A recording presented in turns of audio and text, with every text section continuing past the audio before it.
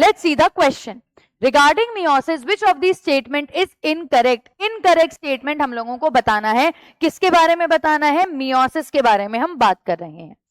4 haploid cells are formed at the end of meiosis 2। एकदम सही बात है। मियोसिस में क्या होगा? प्रोसेस शुरू होगा, पहले मियोसिस 1 होगा, फिर इंटरकाइनेसिस करके एक बहुत ही शॉर्ट स्टेज आएगा जिसके अंदर डीएनए रेप्लिकेशन नहीं होता है, फिर मियोसिस 2 की स्टेज आएगी।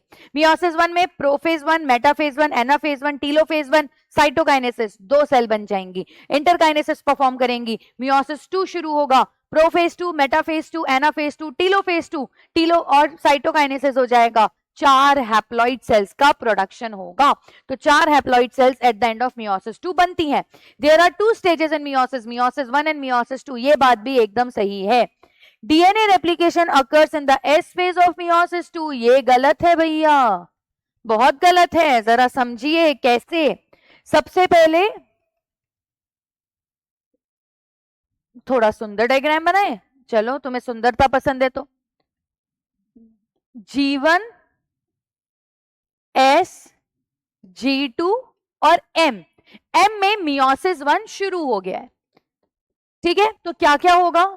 प्रोफेज 1, उसकी 5 सब स्टेजेस, मेटाफेज 1, एनाफेज 1, टीलोफेज 1 और उसके बाद में साइटोकाइनेसिस हो जाएगा।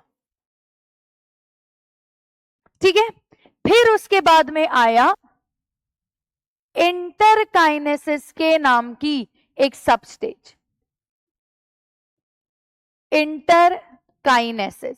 यहां पर सेल की ग्रोथ होगी लेकिन डीएनए रेप्लिकेशन नहीं होगा और फिर वापस से मियोसिस 2 आएगा जिसके अंदर प्रोफेज 2, मेटाफेज 2, एनाफेज 2 और टीलोफेज 2 और साइटोकाइनेसिस हो जाएगा।